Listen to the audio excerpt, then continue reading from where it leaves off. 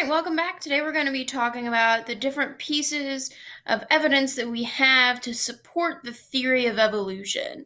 So I know we're talking about evolution, and the first thing I just want to say is evolution is a theory, meaning that we have many things that lead scientists to believe that it is true.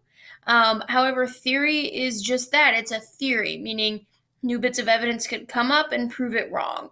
And we talk about evolution just because it's a keystone of biology, and it's a theory that a lot of scientists believe. We have four different pieces of evidence to help support the idea of evolution. The first is the fossil record. We're going to go through these independently. So we have the fossil record, which shows change in organisms over time. We have the anatomical record,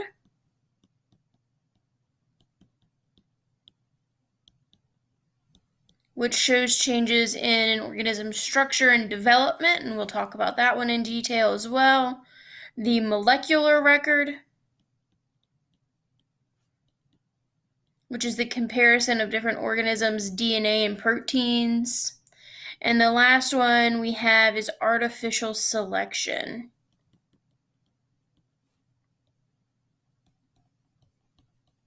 All right, we'll talk about these in detail. And first, we're going to start off with, we've already done the fossil record showing change over time, but the fossil record also includes the anatomical record. So we're kind of doing both of those first two at the same time.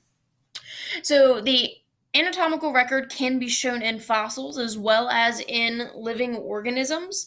So they both kind of work together. And it looks at the similarities and differences between the bones, structures, features that an organism has.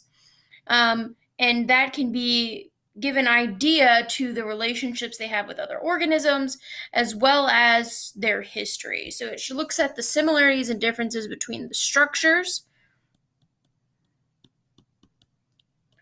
as well as the functions of those structures, as well as comparing that to that of other species to figure out relationships and history. And there are going to be three different types of structures we talk about today. We're going to talk about homologous structures, analogous structures, and vestigial structures. So we're going to start with homologous structures. Now we know that the prefix homo means same.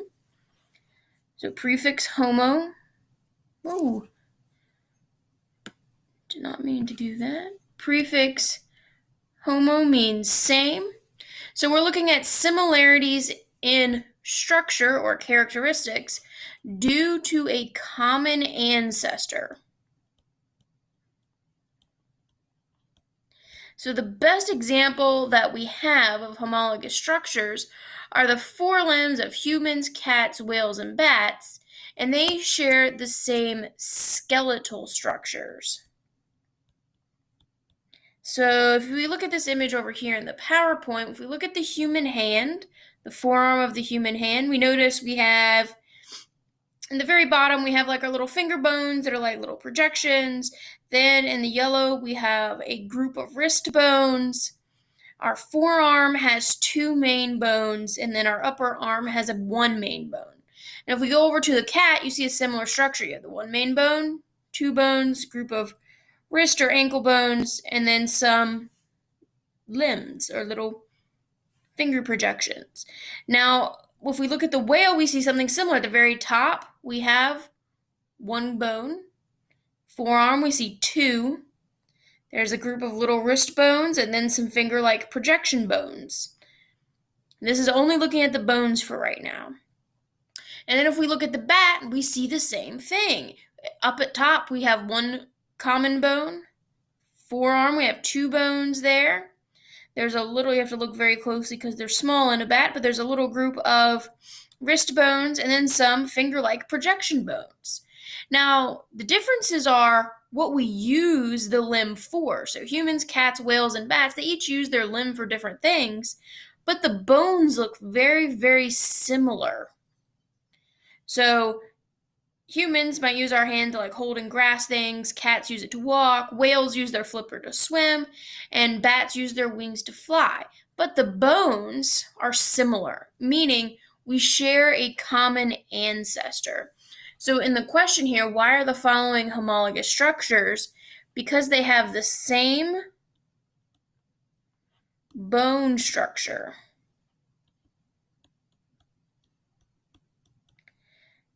Now, typically in homologous structures, you're going to have the same bone structure, but a different use. Meaning the bones look the same, but the way that you use your appendage is different.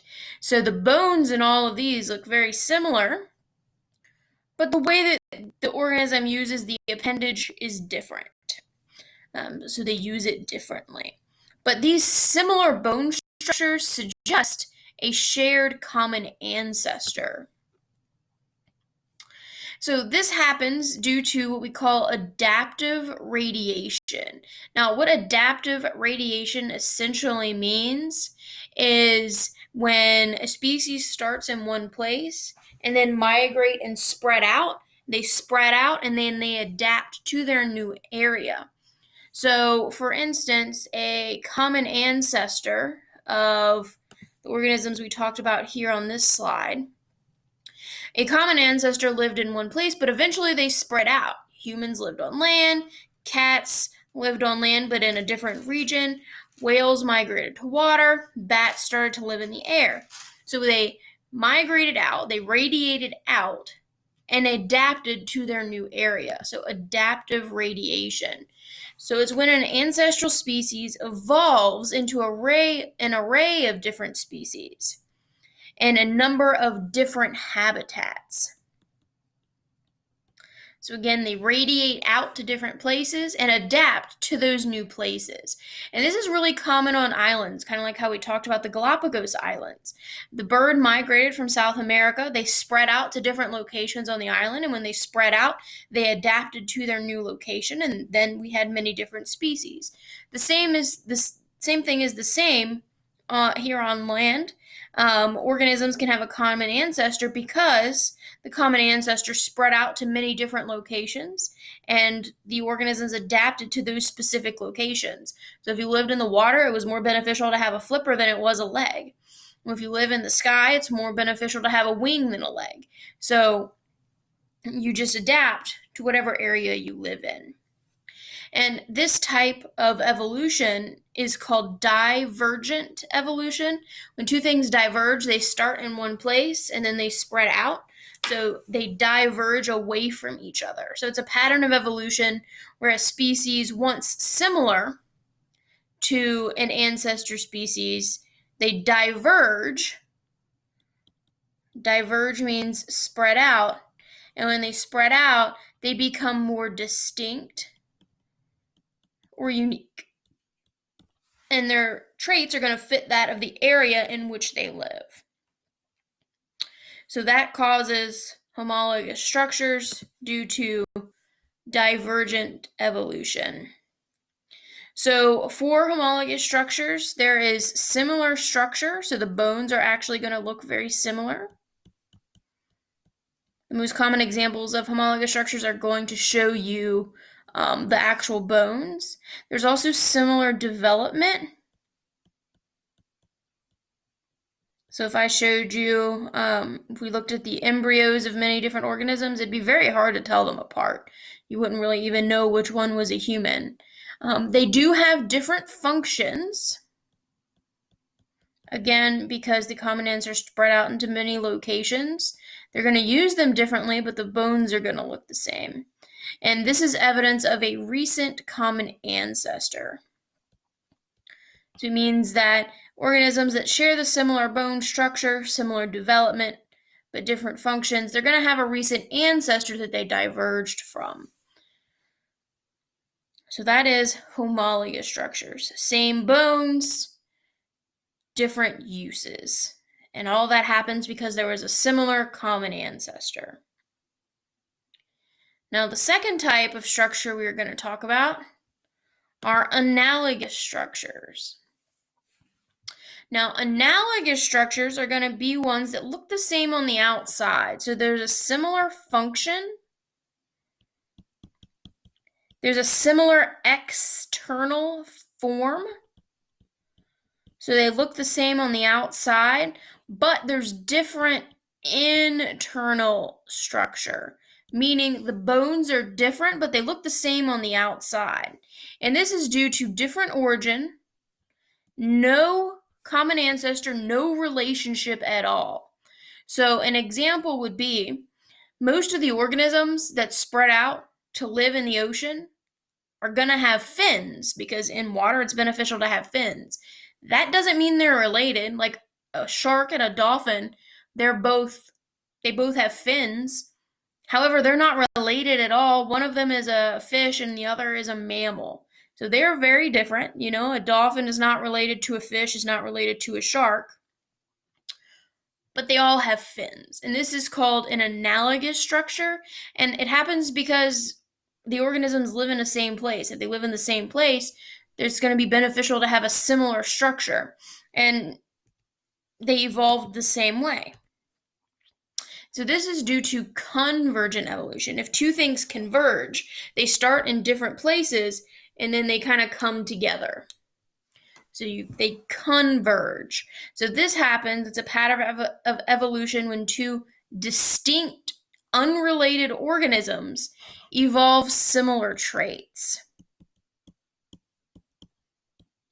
So another example would be organisms with wings. Things that live in the sky, probably going to want to fly, but that doesn't mean that a bird is related to an emu that's related to a mosquito or a dragonfly or a bee. Now they all have wings, but they're not all related, but they all fly. So living in the sky where they live makes having wings beneficial, therefore they have wings.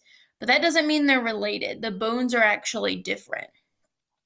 So again, this happens when species share similar environments. So when they occupy similar environments, they're going to have similar traits.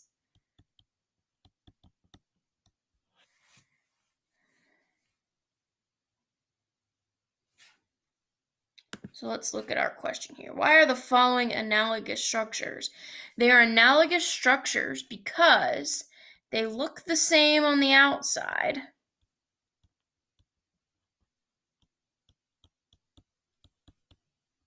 but they are different on the inside.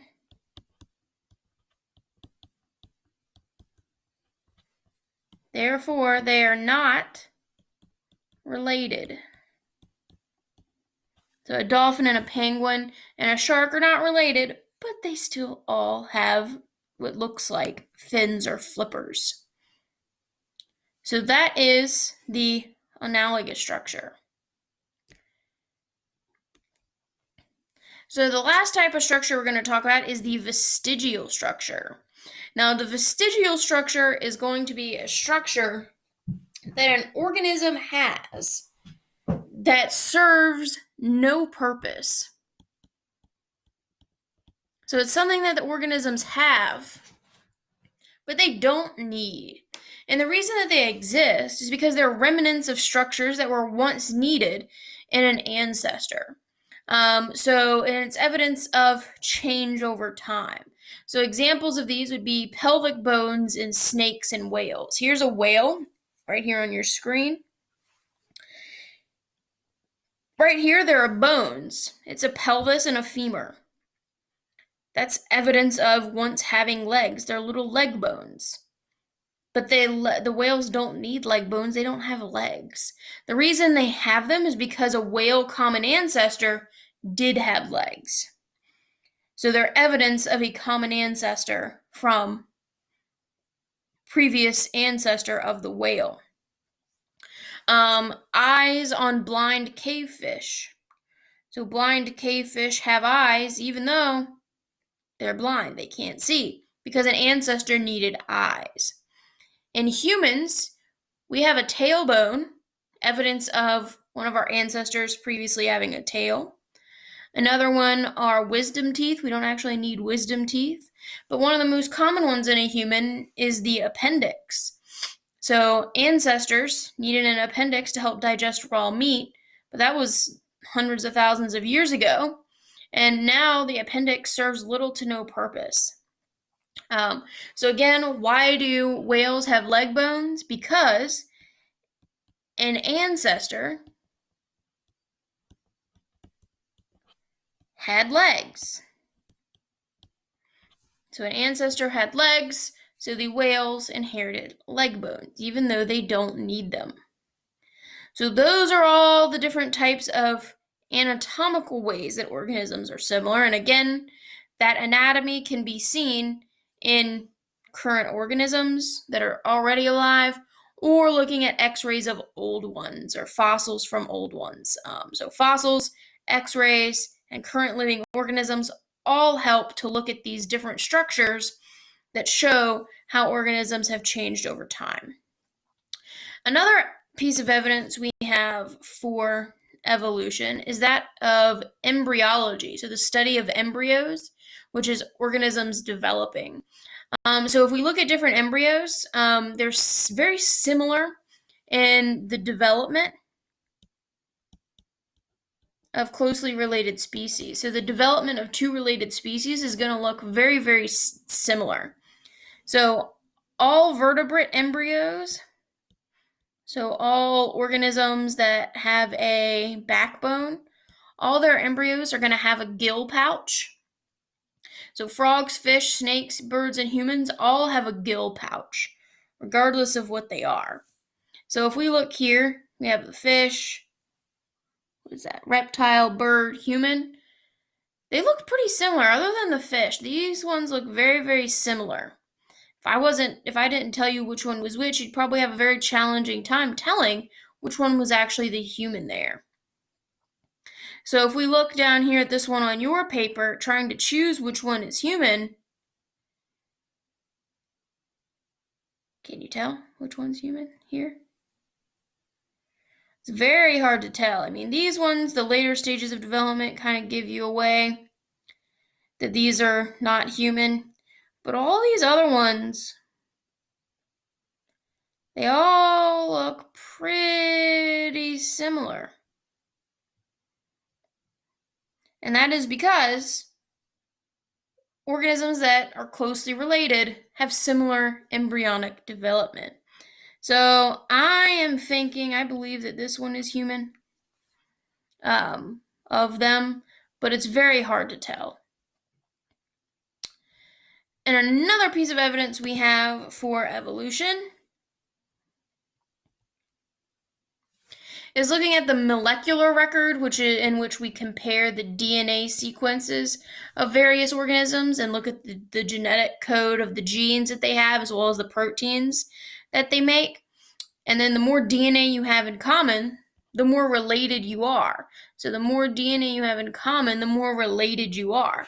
And when we look at the DNA of different organisms, we can actually see that we share a vast amount of our DNA with other organisms. And that makes scientists believe that we are therefore closely related to them or share a common ancestor because our DNA is so very similar.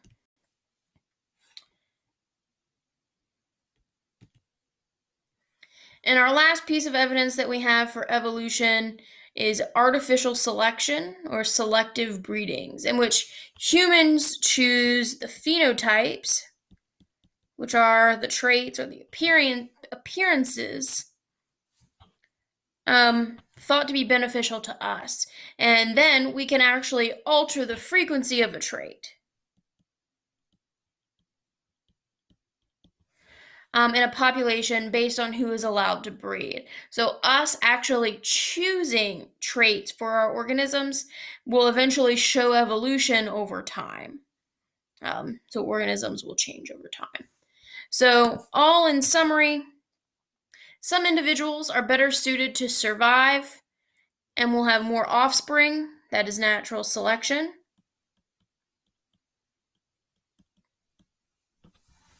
In time, these inherited traits will become more common in the population, and that will lead to change, which is evolution. And we have various mechanisms by which we believe that evolution happens, and we have several reasons to believe that evolution exists, including looking at the fossil record, looking at the different anatomical structures that organisms have and how they have changed over time, looking at the embryological development of various organisms thought to be related, by comparing gene sequences, and by humans being actually involved in artificial selection. All right, so there's going to be some practice and questions about these things on Canvas.